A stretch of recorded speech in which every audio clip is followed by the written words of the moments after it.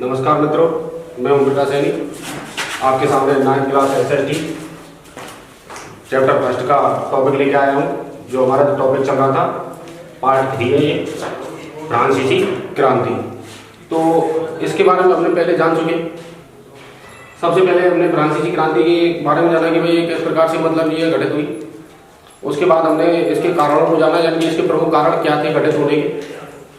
इसके बाद हमने उसके दूसरे पार्ट में क्रांति का जो स्वरूप था उसके बारे में भी जाना। अब अगला जो हमारा वो आती है प्रक्रिया, वो आता है कि क्रांति के जो परिणाम थे वो क्या थे। तो अब हम फ्रांस की क्रांति के परिणामों के बारे में जानेंगे कि उस फ्रांस की जो क्रांति थी उसके क्या परिणाम रहे। फ्रांस की राज्य क्रांति के परिणाम, फ्रांस की राज्य क्रांति के परिणाम क्या क्या थे। तो इससे पहले मैं आपको बता दूं, एक प्रसिद्ध विद्वान था हेजल। क्या नाम था उसका? हेजल। हेजल के अनुसार,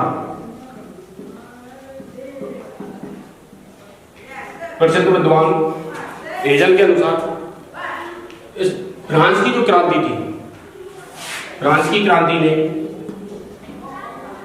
राज्य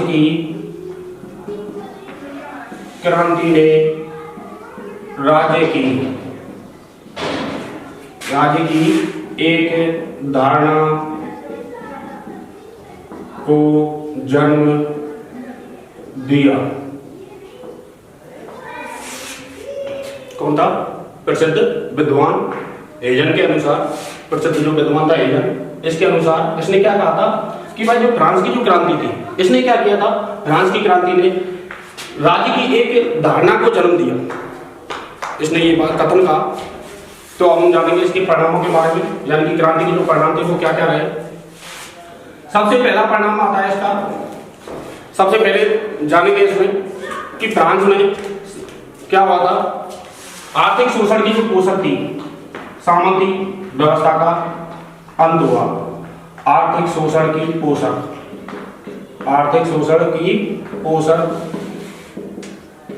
सामंती व्यवस्था का अंत, सामंती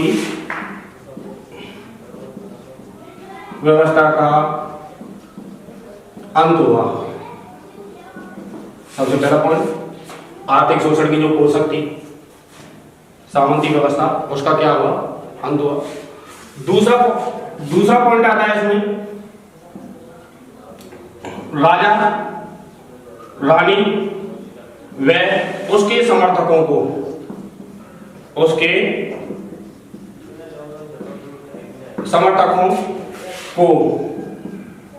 मौत के घाट उतार दिया गया। मौत के घाट उतार दिया गया। दूसरा पॉइंट कौन सा रहा? कि राजा रानी व उसके समर्थकों को मौत के घाट उतार दिया गया। तीसरा पॉइंट है लुई के निरंकुश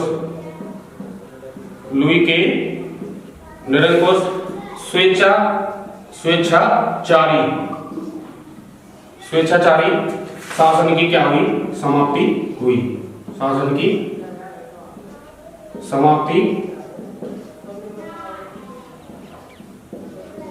समाप्ति लुई के निरंकुश स्वेच्छाचारी शासन की क्या हुई? इसमें समाप्ति।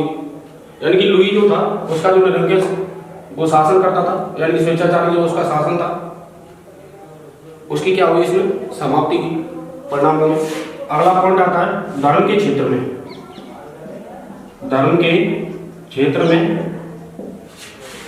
उदारता व धार्मिक सहिष्णुता। धार्मिक सहिष्णुता को प्रोत्साहन मिला। अगला पॉइंट कौन सा है? धर्म के क्षेत्र में उदारता व धार्मिक सहिष्णुता को क्या मिला? प्रोत्साहन मिला। अगला पॉइंट आता है धार्मिक असमानता को समाप्त करने का क्या किया गया, इसमें प्रयास किया गया। इस क्रांति में क्या किया गया, धार्मिक असमानता को समाप्त करने का प्रयास किया गया। अगला पॉइंट आता है इसमें, समाजवादी व्यवस्था का मार्ग क्या हुआ, प्रशस्त हुआ। समाजवादी व्यवस्था का मार्ग प्रशस्त हुआ। अगला पॉइंट आता है, फ्रांस में कुलीन वर्ग की जो प्रतिष्ठा थी वो क्या हो गई, कम हो गई इस क्रांति के कारण। फ्रांस की क्रांति के कारण, फ्रांस की क्रांति के कारण कुलीन वर्ग की प्रतिष्ठा, कुलीन वर्ग की प्रतिष्ठा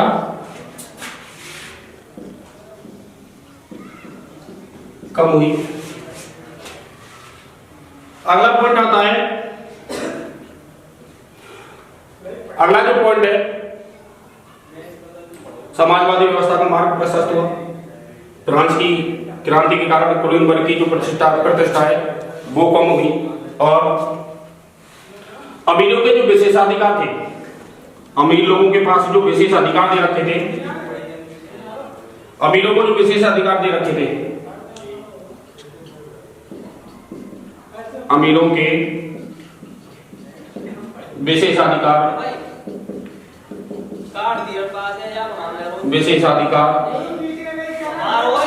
विशेषाधिकार को समाप्त किया गया, समाप्त किया गया। यानी कि अमीरों के, आपको बताया था पहले, यानी कि दो वर्ग थे, एक तो विशेषाधिकार प्राप्त वर्ग और दूसरा था अधिकारहीन वर्ग। तो जिनके पास विशेष अधिकार होते थे, यानी वो किसके पास होते थे, अमीर लोगों के पास। अब इसमें क्या हुआ, क्रांति का परिणाम क्या हुआ, परिणाम में अमीरों के जो विशेषाधिकार थे उनको क्या कर दिया गया, समाप्त कर दिया गया। आगे आर्थिक शोषण, सबसे पहले देख लो, दोबारा देख लो, एक बार रिपीट में इसको मिटाएंगे फिर, और फिर अगला पॉइंट बताएंगे। इसमें सबसे पहले क्या हुआ था, फ्रांस की जो राज्य क्रांति थी उसके जो परिणाम थे उसमें एजन के अनुसार, यानी कि एक प्रसिद्ध विद्वान था एजन, उसने कहा था, क्या कहा था कि भाई फ्रांस की जो क्रांति है इसने क्या किया था, राज्य की एक धारणा को जन्म दिया। तो इसके परिणामों के बारे में जाने कि भाई क्रांति के परिणाम क्या रहे। तो सबसे पहला पॉइंट है कि आर्थिक शोषण की जो पोषक थी कौन, सामंती व्यवस्था, उसका क्या हुआ, अंत हुआ। दूसरा पॉइंट आता है, राजा रानी ने उसके समर्थकों को क्या किया, मौत के घाट उतार दिया गया, दोनों को। अगला पॉइंट था, लुई के निरंकुश स्वेच्छाचारी शासन की क्या हुई, समाप्ति हुई। अगला पॉइंट आता है, धर्म के क्षेत्र में, धर्म के क्षेत्र में उदारता व धार्मिक सहिष्णुता को क्या मिला, प्रोत्साहन मिला धर्म के क्षेत्र में। अगला पॉइंट आता है कि धार्मिक जो असमानता थी उस समय, जो असमानता जो की जाती थी लोगों के साथ में, उसको क्या किया, धार्मिक असमानता को समाप्त करने का भी प्रयास किया गया। अगला पॉइंट आता है इसमें कि भाई समाजवादी व्यवस्था का मार्ग भी प्रशस्त हुआ, जो समाजवादी जो व्यवस्था थी उसका मार्ग भी प्रशस्त हुआ। अगला पॉइंट आता है इसमें कि फ्रांस की जो क्रांति के कारण, फ्रांस की क्रांति के कारण, फ्रांस की जो क्रांति थी उसके कारण कुलीन वर्ग जो था उस समय, उसकी प्रतिष्ठा भी क्या हुई, कम हुई। कुलीन वर्ग की क्या हुई, प्रतिष्ठा कम हुई। और अगला पॉइंट आता है, अमीरों के पास जो विशेषाधिकार जो दे रखे थे ना उनको, अमीरों को, उनके विशेषाधिकारों को भी क्या किया गया, समाप्त किया गया। अमीरों के विशेषाधिकारों को क्या किया गया, समाप्त किया गया। अगला पॉइंट आता है हमारा नवा पॉइंट, यानी निर्धन, यानी कि गरीब, निर्धन व अमीरों, निर्धन व अमीरों दोनों को न्याय के समक्ष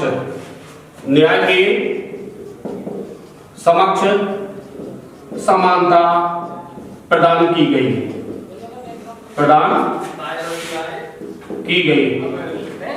क्या हुआ इसमें? यानी कि निर्धन और जो अमीर जो लोग थे उनको दोनों को न्याय के समक्ष समानता प्रदान की गई। अगला पॉइंट आता है, यानी कि फ्रांस की क्रांति के बाद,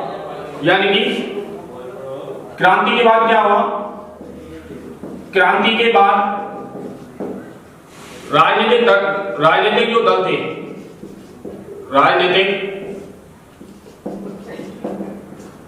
क्रांति के बाद राजनीतिक दलों का क्या हुआ? गठन किया गया। क्रांति के बाद राजनीतिक दलों का गठन किया गया या विकास हुआ। क्रांति के बाद क्या हुआ? राजनीतिक दलों का विकास हुआ, जो फ्रांस की जो क्रांति थी। अगला पॉइंट आता है 11वां पॉइंट, मौलिक अधिकार की क्या की गई? घोषणा की गई। क्या की गई? संविधान द्वारा। किसके द्वारा? संविधान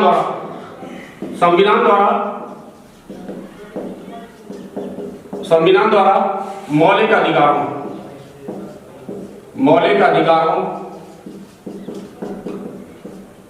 अधिकारों की घोषणा की गई। ये हमारे को चल रहे थे परिणाम, और आई होप मैं आशा करता हूं आपको अच्छी तरीके से समझ में आ रहा होगा। तो संविधान द्वारा क्या किया गया? मौलिक अधिकारों की क्या की गई? घोषणा की गई। और फ्रांस में अगला पॉइंट आता है, फ्रांस में समानता व भ्रातृत्व भावना का विकास हुआ।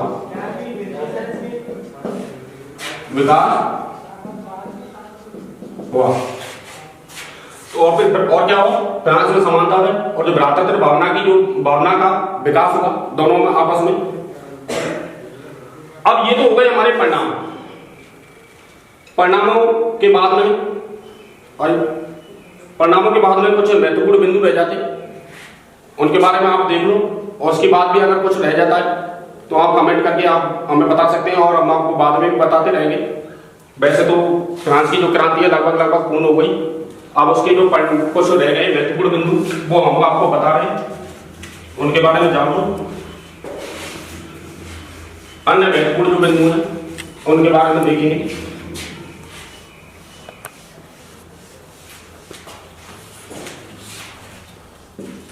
अन्य महत्वपूर्ण बिंदु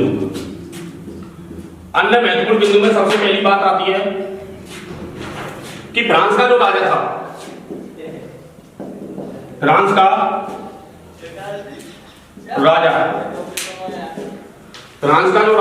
लुई 16वां। फ्रांस का राजा कौन था? लुई 16वां। फ्रांस का राजा था लुई 16वां। ये जो था फ्रांस का राजा था। अब बात यह आती है कि भाई ये किस वंश का था, किस वंश का शासक था? तो ये जो था वो बूर्बो राजवंश का शासक था। बूर्बो राजवंश का शासक था। किसका था? बूर्बो राजवंश का शासक लुई 16वां। इसकी पत्नी का नाम कुछ भी बोल देते, यानी कि अंता बेता भी बोल देते और एंता एनेट भी बोल देते। एंता एनेट कुछ भी बोलो, बात एक ही है, अंता बेता या एंता एनेट। अब बात आती है कि फ्रांस जो था 1715 ईस्वी में फ्रांस की जो जनसंख्या थी, फ्रांस की जनसंख्या 1715 ईस्वी में फ्रांस की जनसंख्या 2.3 करोड़ थी। 2.3 करोड़ 2.3 करोड़ थी। कब? 1715 ईस्वी में फ्रांस की जो जनसंख्या थी वो 2.3 करोड़ थी। और 1789 में यही जो जनसंख्या है 1789 ईस्वी में फ्रांस की जो जनसंख्या है, फ्रांस की जनसंख्या कितनी हो गई? 2.8 करोड़ हो गई थी। 1715 में फ्रांस की जनसंख्या कितनी थी? 2.8 करोड़। और 1789 ईस्वी में फ्रांस की जनसंख्या कितनी थी? 2.8 करोड़। इसके बाद क्या था? अन्य महत्वपूर्ण बिंदु में फ्रांस की एक मुद्रा थी लिब्रे। लिब्रे क्या है? ये फ्रांस की मुद्रा। फ्रांस की मुद्रा क्या नाम है उसका? लिब्रे। इसे क्या किया गया था? 1774 में समाप्त कर दिया गया। समाप्त कर दिया गया। फ्रांस की जो मुद्रा थी लिब्रे 1774 ईस्वी में इसे क्या कर दिया गया? समाप्त कर दिया गया। अगला है पादरी वर्ग। आप कहेंगे कि भाई पादरी वर्ग कौन था? तो पादरी वर्ग जो था ना वो चर्च के विशेष कार्यों को करने वाले, चर्च जो होता है ना, चर्च के विशेष कार्यों को करने वाले, चर्च के विशेष कार्यों को करने वाले व्यक्तियों का समूह, व्यक्तियों का,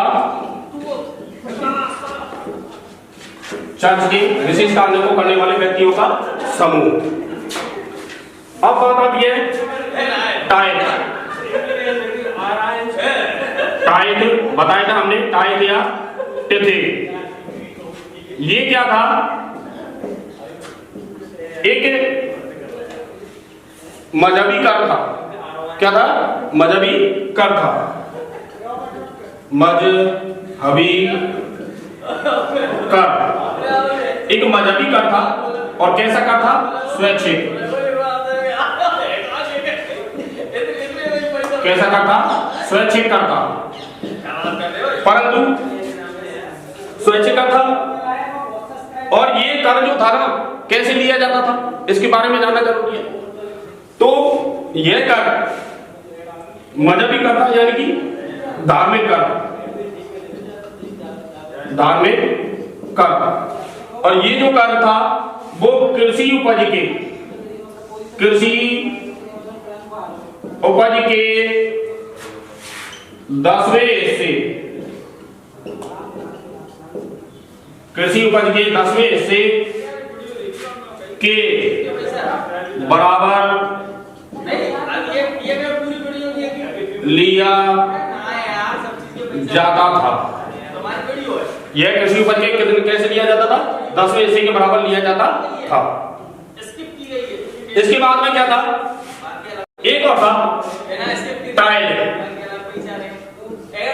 ये भी एक क्या था? कर था। और कैसा कर था? यह कैसा कर था? प्रत्यक्ष कर। यह किस प्रकार का कर था? प्रत्यक्ष कर। और ये सीधे किससे लिया जाता था? यह सीधे किस में जाता था? यह सीधे राज्य को अदा किया जाने वाला कर था। कैसा था? यह सीधे राज्य को अदा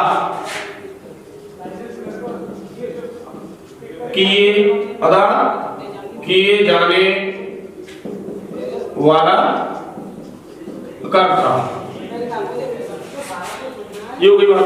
यानी कि ये सीधे राज्य को अदा किए जाने वाला कर था। अब बात आती है कि भाई इस इन सब के बाद में क्या हुआ 1804 में। कब? 1804 में 1804 ईस्वी में नेपोलियन ने 1804 ईस्वी में नेपोलियन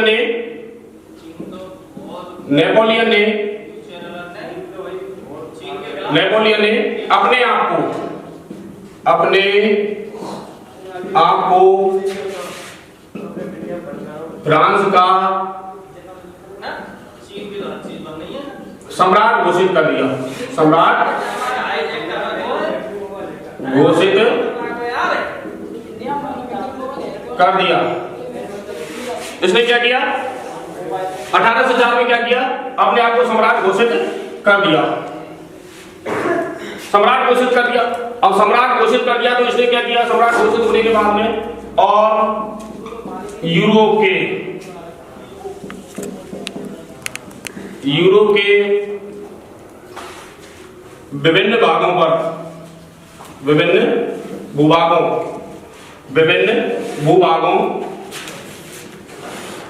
विभिन्न भूभागों पर अपना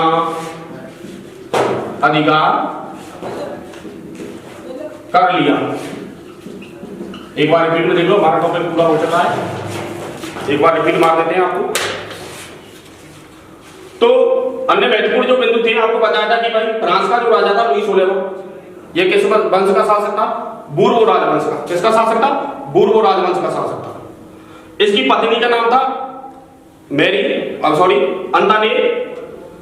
अंतानेत या एंता एनेत, कुछ भी बोल सकते हो, या अंता बेता। इसके बाद में क्या था? 1715 ईस्वी में 1715 ईस्वी में जो फ्रांस की जो जनसंख्या थी ना वो 2.3 करोड़ थी। 2.3 करोड़ थी। कब? 1715 ईस्वी में। और 1789 ईस्वी में फ्रांस की जो जनसंख्या कितनी हो गई? 2.8 करोड़ हो गई थी। इसके बाद में लिब्रे था। लिब्रे क्या था? अब आप जानोगे भाई लिब्रे क्या चीज है। तो लिब्रे जो है ना वो फ्रांस की एक मुद्रा थी जिसे 1774 ईस्वी में क्या कर दिया गया? समाप्त कर दिया गया। इसके बाद में आता है पादरी वर्ग। आप कहोगे कि भाई पादरी वर्ग क्या होता है? तो पादरी जो होते हैं ना वो चर्च में रहते हैं। चर्च की यानी धार्मिक जो होते हैं ना धर्म के, वो होते हैं पादरी वर्ग। तो चर्च के जो विशेष कार्य को करने वाले जो लोग होते हैं उन व्यक्तियों का जो समूह होता है उन्हें पादरी वर्ग कहते हैं। दोबारा देखो, चर्च के विशेष कार्य को करने वाले व्यक्तियों का समूह। चर्च के विशेष कार्य को करने वाले व्यक्तियों का समूह। इसके बाद में आता है टाइट या तिथि, TITHE। तो बताया था हमने आपको पहले भी TITHE इंग्लिश में ऐसे बोलते हैं इसे, और इसे इंग्लिश में बोलते हैं TITLE।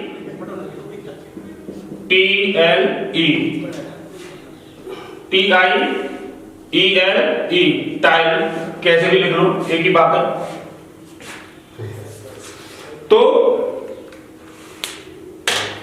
टाइट या टिथे जो था ना वो एक मजहबी का था। कैसा का था? मजहबी का, जिसको बोलते हैं धार्मिक का। क्या बोलते हैं? धार्मिक का। और यह एक स्वैच्छिक कर था जिसे राजा ने क्या किया था? बाद में जबरन वसूलना प्रारंभ कर दिया था। जबरदस्ती लोगों से वसूलना प्रारंभ कर दिया। बल्कि यह कारण जो था ना वो अपनी इच्छा के अनुसार व्यक्ति कितना भी दे सकता था, ऐसा करता है। परंतु राजा ने क्या किया था? इसे जबरन वसूलनी प्रारंभ कर दिया बाद में। धार्मिक कर था। और ये कितना कैसे लिया जाता था? कृषि उपज के 10वें हिस्से के बराबर लिया जाता था। यानी कि जितनी भी कृषि पैदा हो रही है उस कृषि के 10वें हिस्से के बराबर लिया जाता था। अब बात आती है अगला है टाइम, यानी कि प्रत्यक्ष कर। कैसा कर? प्रत्यक्ष कर। यह सीधे राज्य को अदा किया जाने वाला कर था। कैसा करता? यह सीधे राज्य को अदा किया जाने वाला करता, यानी कि सीधे राजकोष में जाता था, यानी कि राजा के राजकोष में जाता था। इसके बाद में 1804 ईस्वी में क्या हुआ? नेपोलियन ने अपने आप को फ्रांस का सम्राट घोषित कर दिया। और फ्रांस का सम्राट घोषित करने के बाद में क्या किया इसने? यूरोप के विभिन्न भूभागों पर अपना अधिकार कर लिया। तो नमस्कार मित्रों, फ्रांसीसी जो क्रांति है आई होप मैं आशा करता हूं आपका लगभग फ्रांसीसी क्रांति का जो टॉपिक है वो पूरा हो चुका है। अगर कोई भी चीज इसमें रह रही है तो हम उसे जल्द से जल्द पूरा करने की कोशिश करेंगे और आपसे उम्मीद है आपको समझ में आया होगा। अगर नहीं समझ में आया है तो कमेंट बॉक्स में जाकर के आप कमेंट कर सकते हैं और ज्यादा से ज्यादा प्रयास रहेगा कि आपको भाई अच्छी तरीके से समझ में आए, प्रत्येक चीजों का आपको विस्तार से ज्ञान दिया जाए और चैनल को लाइक और सब्सक्राइब करना ना भूलें। ये आपकी विशेष वो रहेगी। धन्यवाद मित्रों। आज का हमारा जो चैप्टर है वो यही समाप्त होता है। अगले पार्ट में हम आपको अगला चैप्टर लेके आएंगे नया। धन्यवाद मित्रों। नमस्कार मित्रों।